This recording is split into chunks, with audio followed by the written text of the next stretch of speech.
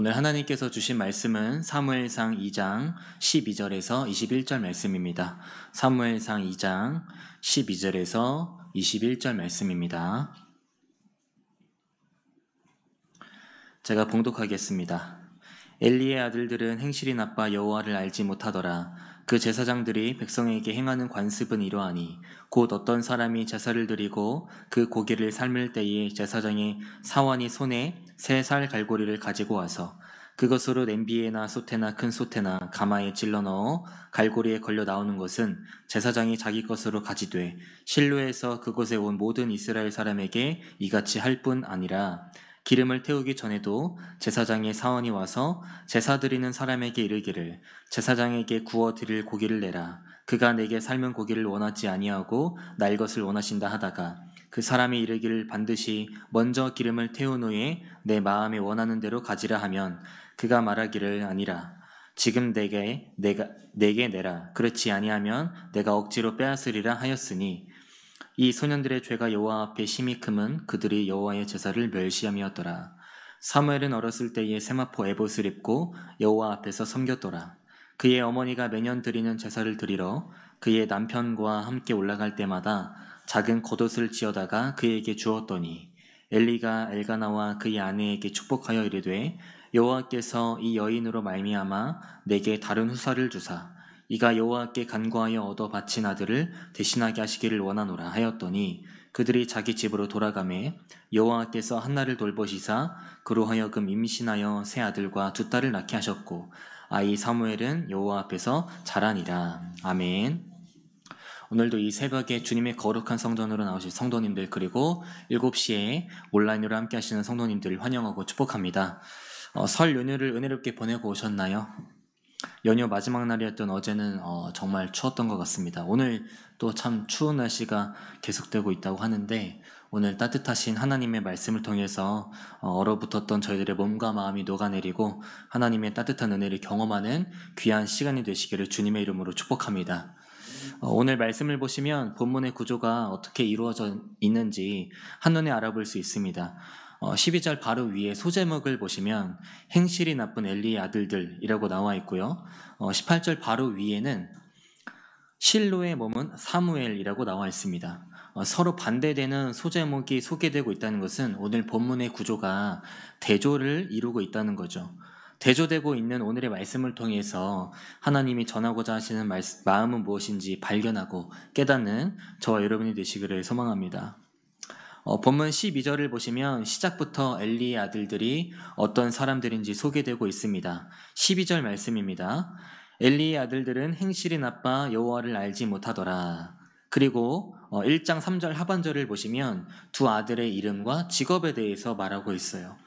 엘리의 두 아들 홈니와 비느하스가 여호와의 제사장으로 거기에 있었더라. 방금 읽었던 두 말씀을 정리하면 엘리의 두 아들에 대해서 이렇게 볼 수 있겠죠. 엘리의 두 아들은 홈니와 비느하스였는데 제사장이었다. 그러나 행실이 나빠 여호와를 알지 못했다. 제사장이라는 직업은 당시 이스라엘 백성들이 거룩함을 유지할 수 있도록 돕는 중요한 역할을 담당하고 있었습니다. 뿐만 아니라 하나님께 제사 드리고 절기를 지킬 수 있도록 종교적인 임무와 이스라엘 백성들이 하나님의 율법을 지킬 수 있도록 교육하고 훈계하는 역할을 담당했어요. 그리고 이 홈니와 비느하스의 아버지는 당시 이스라엘의 종교 아이콘이었던 엘리 제사장이었습니다. 하나님과 친밀할 수밖에 없다는 환경이었다는 거예요. 하지만 이들은 하나님을 알지 못했습니다. 단순히 하나님에 대한 지식이 없었다는 의미가 아니라 중요한 역할을 담당하는 제사장임에도 불구하고 하나님을 두려워하지 않았고요. 하나님께 순종하지 않았다는 의미죠. 제사장임에도 불구하고 하나님을 알지 못했던 이 두 아들의 행실이 어떻습니까? 13절부터 17절까지 말씀을 보시면 이들의 행실이 얼마나 나빴는지 아주 구체적으로 기록되어 있는데요. 13절 말씀이 세번역 성경에는 이렇게 나와 있습니다. 제사장이 백성에게 지켜야 하는 규정이 있었는데 그들은 그것도 무시하였다. 제사장이 지켜야 하는 규정을 어떻게 무시했을까요? 먼저 하나님께 제사를 드린 후 세 살 갈고리로 고기를 삶는 냄비나 솥, 가마에 집어넣어서 걸리는 것을 무조건 자신들의 것으로 삼았고요. 두 번째는 제사를 드리기도 전에 하나님께 바칠 제물, 즉 날고기를 강탈했습니다. 더 큰 문제는 제사장이 지켜야 할 규정을 무시하는 행동들이 습관이었다는 거예요. 개역 한글에서는 13절 말씀이 그 제사장들이 백성에게 행하는 습관은 이러하니 라고 나와 있습니다. 습관이 뭘까요? 어떤 행위를 오랫동안 되풀이하는 과정에서 저절로 익혀진 행동 방식입니다. 다시 말하면 홈리와 비나스는 이 제사장이 지켜야 할 규정을 무시하는 행동들, 즉 하나님의 제사를 멸시하고 하나님의 것을 강탈하는 이런 행동들을 오랫동안 반복하다 보니 이제는 돌이킬 수 없는 그들의 생활 방식이 지금 돼버리고 말았다는 거예요. 이런 행동들에 대해서 구분을 못하는 겁니다. 뭐가 잘못된 건지 모르는 거죠. 그래서 사무엘서의 저자는요, 17절 말씀에서 이 소년들의 죄가 여호와 앞에 심히 크면 그들이 여호와의 제사를 멸시함이었더라 라고 기록하고 있습니다. 여기서 멸시함이었더라 라는 표현은 원어로 능욕하다, 회방하다 라는 의미를 갖고 있어요. 사람과 사람 사이의 관계 속에서도 사용될 때 적절하지 않을 만큼의 강한 의미를 갖고 있는 이 표현이 지금 하나님을 향해서 사용되고 있다는 겁니다. 무슨 말일까요? 그만큼 홈리와 비나스의 죄가 너무 크다는 것을 오늘 본문에서 보여주고 있다는 거예요. 그래서 오늘 본문을 자세히 보시면 홈리와 비나스의 호칭이 점점 바뀌는 것을 발견할 수 있습니다. 1장 3절에서는 이 홈리와 비나스를 가리켜서 여호와의 제사장들이라고 소개되고 있어요. 그러나 본문 12절부터는 엘리의 아들들이라고 소개되었다가 13절에서는 그 제사장들, 그리고 17절에서는 이 소년들이라고 호칭의 변화가 생겼습니다. 왜일까요? 지금까지 살펴봤던 것처럼 하나님과 이스라엘 백성들 사이에서 중요한 역할을 감당해야 함에도 불구하고 인간의 욕심에 사로잡혀서 오히려 하나님과 이스라엘 백성들 사이의 관계를 파괴했고요. 너무나도 큰 죄를 저질렀기 때문입니다. 홈리와 비나스는 분명 혈통에 따라서 거룩한 제사장들로 세워졌습니다. 그러나 겉모습만 제사장이었어요.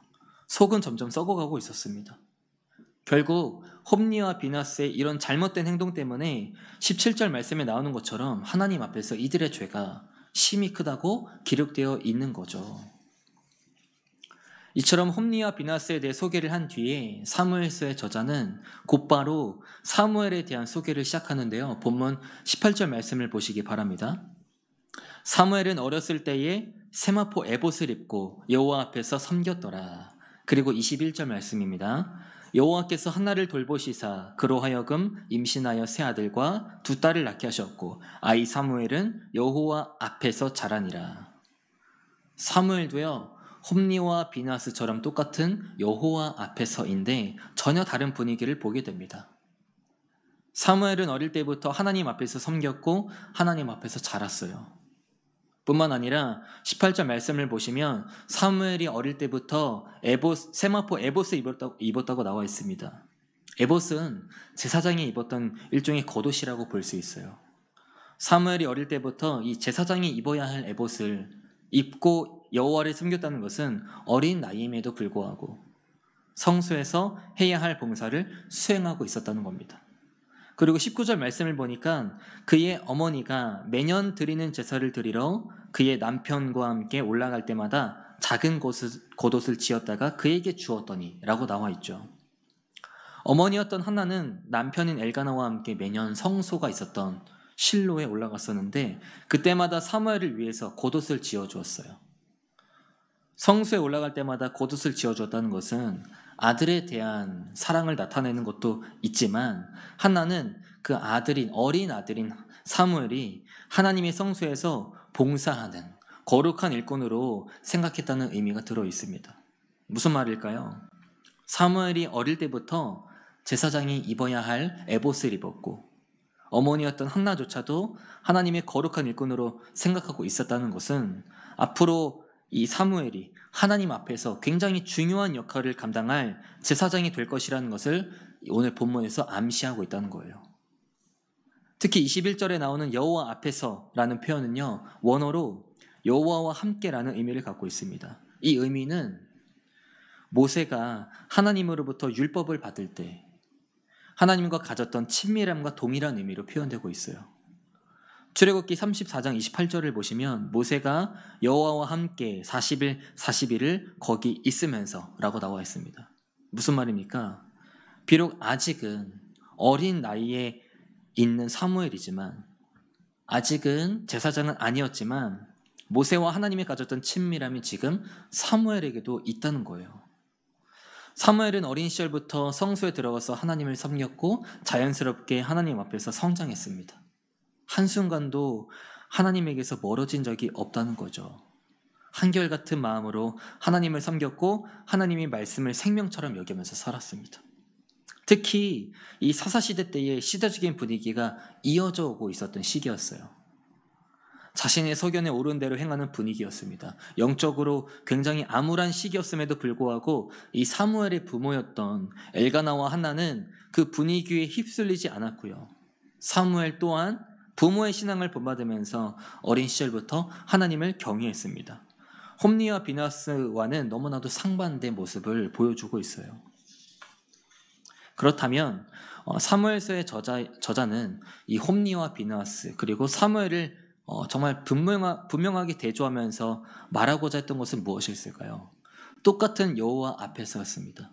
심지어 홈리와 비나스는 아버지가 당시 종교의 아이콘이었던 엘리 제사장이었고 자신들도 제사장직을 담당하고 있었어요.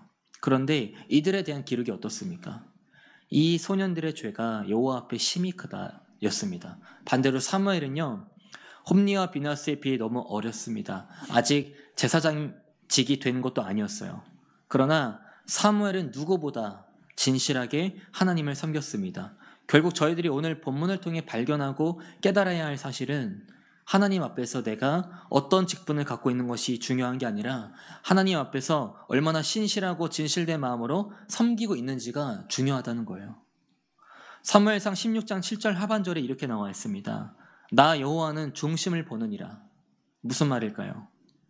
하나님께서 거룩한 일꾼을 찾으시고 사용하실 때 분명한 기준이 있으신데 그 기준이 중심이라는 겁니다. 찬양 가사에도 화려한 음악보다 뜻없는 열정보다 중심을 원하시죠 라는 가사가 있습니다. 그렇다면 하나님이 보신다는 그 중심은 무엇일까요? 성경에서 말하는 중심은 원어로 동기라는 의미를 갖고 있습니다. 화려한 예배, 화려한 음악, 저희들의 겉모습을 보시는 게 아니라 내가 이 땅에 존재하는 이유, 내가 왜 사는지, 왜 날마다 애쓰고 노력하는지 그 동기를 보신다는 거예요. 그런데 이 동기가요, 대부분은 나를 위해서 맞춰져 있습니다. 나를 위해서, 내가 빛나기 위해서 살죠.